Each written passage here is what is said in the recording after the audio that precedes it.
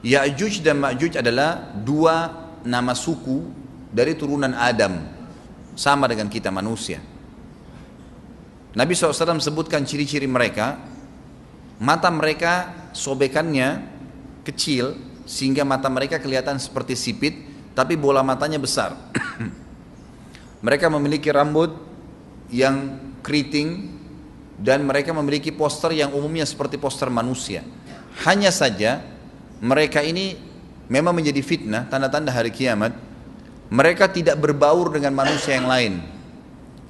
Salah seorang di antara mereka tahu kalau dia akan mati kalau sudah memiliki anak 1000. Tidak ada pengikutnya dari manusia biasa. Pada saat saya pelajari tentang Ya'juj Ma'juj ini tingkat 3 kuliah, kurang lebih waktu itu tahun 96, 97. Dosen saya membuka kitabnya membahas masalahnya. Saya sempat tanya sendiri, saya bilang, Syekh, jumlahnya Ya'juj Ma'juj itu berapa banyak? Dia bilang tidak terhitung jumlahnya. Karena ada hadis yang berbunyi mereka akan mendatangi sebuah sungai, kalau tidak salah namanya Sungai Tibria. Sungai itu sekarang ada, besar. Bayangkan sungai ya, airnya banyak mengalir. Kata Nabi SAW, mereka akan mampir dan minum di situ. Mereka semua minum air sungai itu, dan yang terakhir dari mereka datang sudah nggak dapat air. Artinya air sungainya habis diminum. Bayangin berapa banyak jumlahnya tuh. Satu Jakarta aja sekarang kalau minum air sungai Ciliwung nggak habis. Mungkin nggak bakal habis kalau satu Indonesia pun minum. Bayangkan berapa banyak jumlah mereka tuh. Tidak terhitung. Nanti kan kita bacakan ayat-ayatnya tentunya. Banyak sekali ayat berhubungan dengan masalah itu. Tapi yang jelas pada saat itu Nabi SAW mengatakan, Allah berfirman kepada Isa, berkata, wahai Isa, aku akan mengeluarkan hamba-hambaku yang tidak ada seorang pun dari kalian bisa mengalahkannya, termasuk Isa alaihissalam, nggak bisa mengalahkan. Maka selamatkanlah dirimu bersama dengan pengikut-pengikutmu ke Gunung Tur namanya. Gunung Tur ini ada di Palestina. Ya. Ini rata-rata nanti hari kiamat ini di Syam, banyak negeri Syam kita. Gitu kan? Maka Nabi Isa pun alaihissalam menyelamatkan diri dengan pengikutnya ke Gunung Tur yang diikuti sama orang-orang yang beriman. Lalu tentu yang bisa ikut yang terjangkau pada saat itu, karena dunia sangat luas. Maka yang tidak sempat ikut dengan Nabi Isa alaihissalam, mereka dibunuh oleh Ya'juj Ma'juj. Allah Subhanahu wa taala memberikan ciri khas mereka, artinya cirinya mereka ini, mereka dihimpit di sebuah gunung. Di surah Al-Kahfi dijelaskan oleh Dzulkarnain. Dzulkarnain khilaf antara ahli sejarah mengatakan dia nabi atau dia orang saleh. Tapi Allahu alam, saya cenderung dengan pendapat yang mengatakan dia adalah seorang nabi. Karena Allah SWT angkat ceritanya dalam Al-Quran. Dan Allah berikan dia banyak mukjizat. Di antaranya mukjizatnya adalah menahan Ya'juj Ma'juj waktu itu ingin membuat kerusakan. Di zamannya dia dulu. Jadi memang Ya'juj Ma'juj ini ciri khasnya, kata Nabi SAW, mereka memakan apa saja. Batu. Kalau hewan-hewan itu kalah jengking sama ular. Binatang-binatang buas, harimau, mereka makan semua. Jadi bukan seperti manusia normalnya. Mereka membunuh semua yang bukan seperti mereka. Mereka buat kerusakan. Sampai-sampai kata Nabi SAW tidak ada yang bisa mengalahkan mereka dan jumlah mereka sangat banyak.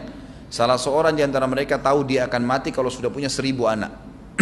Dan tidak menikah dengan umumnya orang. 2 suku ini saja. Kata Nabi SAW dalam hadis Bukhari, kecelakaanlah bagi orang-orang yang ada di Jazirah Arab. Kemungkinan besar makna ini adalah tempat mereka dekat dengan Jazirah Arab. Sebagian ada satu syekh dari Mesir, sekarang ada bukunya sama saya dan sudah terjemahan bahasa Indonesia, judulnya Ya'juj Ma'juj. Kalau Bapak Ibu mau beli bisa, ada judulnya Ya'juj Ma'juj, tapi saya lupa penerbitnya apa. Itu agak tebal, harganya mungkin sekitar 85.000 atau 100 ribuan lah maksimal. Itu khusus, dan beliau adakan penelitian, saya baca dan memang sangat konkret dan ilmiah. Beliau mendatangkan fakta kalau tempat Ya'juj Ma'juj yang disebutkan dalam Al-Quran itu ada di Cina, tembok Cina. Jadi seperti yang disebutkan dalam Al-Quran, 2 gunung yang disatukan, di antara celah gunung itu ditaruh tembaga-tembaga. Pernah pemerintah Cina mendapatkan ada celah dari tembok Cina itu yang bolong, waktu mereka mau tempel bolongan itu dengan batu-batu tanah yang mereka biasa taruh sekarang, ternyata di dalam itu ada tembaga yang mengeras, dan seperti disebutkan dalam Al-Quran. di mana ya Zulkarnain mempertemukan antara besi-besi yang ditumpuk lalu dipanasi, dibakar sehingga menjadi meleleh, kemudian disirami lagi dengan timah yang meleleh juga dan dibiarkan kering sehingga menjadi tembok besi.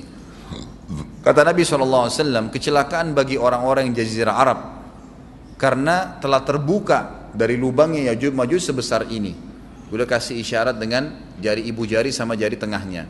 Artinya mereka sudah bisa melihat keluar. Tetapi kata Nabi SAW, setiap hari mereka terus menggali gunung itu, berusaha untuk keluar.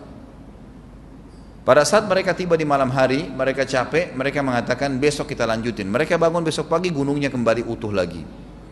Sampai nanti waktu di mana Allah izinkan mereka keluar. Pada saat mereka keluar, maka mereka akan mulai membuat kerusakan. Ada di halaman 82 ya. Al-Anbiya 96 sampai 97 ayatnya. Ingatlah hingga apabila dibukakan tembok Ya'juj Ma'juj, bolong, jebol, dan mereka turun dengan cepat dari gunung-gunung itu, dari seluruh tempat yang tinggi. Kita tahu itu jaraknya berapa ratus kilometer, bahkan mungkin ribuan kalau nggak salah ya. Semuanya itu akan dipenuhi Ya'juj Ma'juj, dan telah dekatlah, kalau sudah terjadi itu, kedatangan janji yang benar, maksudnya hari kebangkitan. Maka tiba-tiba terbelalaklah mata orang-orang kafir. Mereka berkata, aduhai celaka kami, sesungguhnya kami dalam kelalaian tentang ini, bahkan kami adalah orang-orang yang zalim. Kenapa? Karena Ya'juj Ma'juj tidak lihat apakah kafir atau beriman. Mereka tidak butuh, bukan seperti Dajjal ya. Dajjal butuh jadi pengikutnya, oke, aman. Ini enggak, siapa saja ditemuin dibunuh. Dia enggak pandang, enggak mau tanya kamu dari suku mana, kamu agama apa, tidak dipandang. Orang-orang muslim pada saat itu, orang-orang muslim pada saat itu yang ikut dengan Nabi Isa AS berhasil selamat. Walaupun pada saat itu di muka bumi umumnya orang sudah beriman. Yang dimaksud di sini orang-orang kafir adalah adanya orang-orang yang masuk Islam karena terpaksa, karena mereka tidak terlalu faham pada saat itu, lalu mereka menganggap remeh informasi dari Nabi Isa AS. Maka mereka terbelalak matanya karena dibunuh oleh Ya'juj Ma'juj. Kata Nabi SAW di dalam hadis sahih riwayat Imam Bukhari, bahwasanya Ya'juj Ma'juj akan membunuh siapapun yang mereka temui. Bahkan pada saat mereka sudah merasa menguasai bumi, mereka melepaskan anak-anak panah mereka ke langit. Lalu Allah menurunkan anak-anak panah mereka sebagai fitnah, dipenuhi dengan darah. Maka mereka berkata, kami telah membunuh semua yang ada di bumi dan semua yang ada di langit. Maka sebagai penutup dalam bahasan itu, kata Nabi SAW, Allah lalu mengizinkan Isa untuk berdoa kepada Allah agar memusnahkan mereka.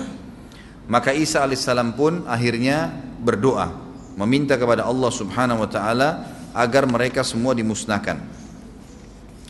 Maka pada saat itu pun Allah Subhanahu wa taala menurunkan kepada mereka hama.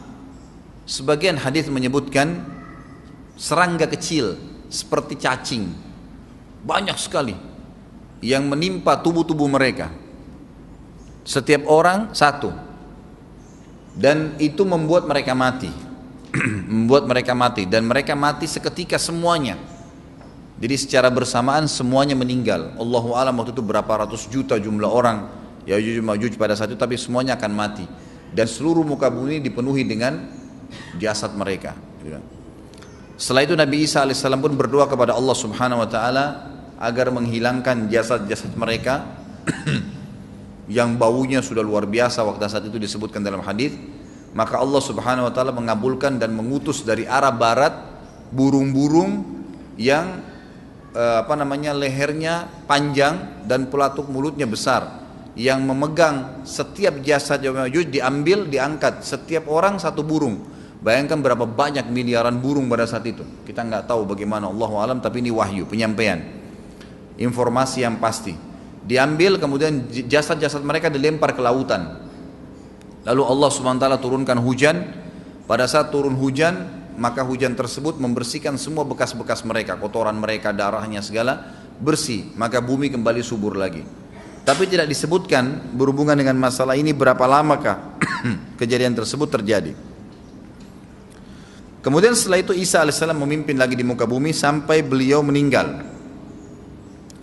Setelah Isa AS meninggal, kembali lagi sebagian besar manusia berbuat kekufuran.